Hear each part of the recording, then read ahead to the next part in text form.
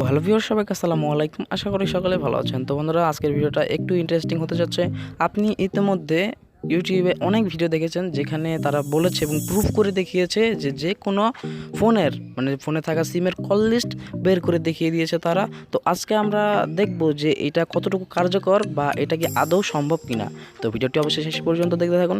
চ্যানেলে নতুন হয়ে থাকলে অবশ্যই সাবস্ক্রাইব করে পাশে থাকা বেল আইকনতে ক্লিক করে দিন নতুন নতুন ভিডিও নোটিফিকেশন পাওয়ার জন্য। তো বন্ধুরা, আমি ইউটিউব ঘেটে একটি অ্যাপস পেয়েছি। তো এই অ্যাপ্লিকেশনটির মাধ্যমে তারা প্রুফ করে দেখিয়ে দেয় যে এটা আদৌ সম্ভব, কিন্তু আমি আজকে আপনাদের প্রুফ করে দেখিয়ে দেবো যে এটা কি সম্ভব না।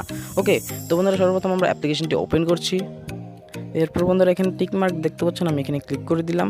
এরপর এখানে প্রসেসের মাঝে ক্লিক করে দিলাম। তো এরপর নিচে দেখতে পাচ্ছেন ক্লিক টু কন্টিনিউ। তো আমার যে কল লগ রয়েছে সেটা একটি পিডিএফ ফাইল ব্যাকআপ দিয়ে দিবে তারা। ওকে, তো দ্বিতীয় অপশানে আমরা ক্লিক করে দিলাম। এরপর এখানে দেখতে পাচ্ছেন জেনারেল কল লগ, আমি এখানে ক্লিক করে দিই। তো ক্লিক করার পরে এখানে একটি পিডিএফ ফাইলের নাম চাচ্ছে, আমি এখানে যে কোনো একটি নাম দিয়ে দিই। তো ওদের নাম দেওয়া শেষ। এখন আমরা ক্লিক করে দেবো এক্সপোর্ট টু পিডিএফে। তোমরা আপনারা একটা জিনিস খেয়াল করবেন, আমার ফোনে কিন্তু ডাটা কানেকশনটি অন নেই, তারপরে কিন্তু তারা এগুলো ব্যাকআপ দিয়ে দিবে। ওকে, তো বন্ধুরা দেখতে পাচ্ছেন এখানে কিন্তু পিডিএফ ফাইল তৈরি হয়ে গেছে এবং এখানে দেখতে পাচ্ছেন একটি নাম্বার 019। ওকে, তো এটা হচ্ছে লাস্ট কল নাম্বার। তো আমি আমার ডায়াল প্যাডে চলে যাব এবং এখান থেকে রিসেন্টে চলে যাব। তো দেখতে পাচ্ছেন এই যে এই নাম্বারটি কিন্তু ওখানে শো করছে। তো বন্ধুরা, আমি নাম্বারটি এখন কল লগ থেকে ডিলিট করে দেবো, আমার হিস্ট্রি থেকে।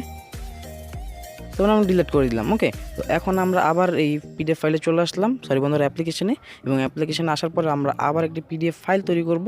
তো এখন দেখা যাক বন্ধুরা, এখানে দেখতে পাচ্ছেন সবার প্রথমে যে নাম্বারটি ছিল 019, সেই নাম্বারটি কিন্তু এখানে নেই। তো বন্ধুরা, এগুলো একদম ফেক। আপনি যদি ভিডিও দেখে থাকেন ইউটিউবে, তাহলে আপনার সময় নষ্ট করার আর কিচ্ছুই না, কারণ এগুলো শুধু ব্যাকআপ দিতে পারবে আপনার ফোন হিস্ট্রিতে থাকা যেই নাম্বারগুলো রয়েছে সেগুলো।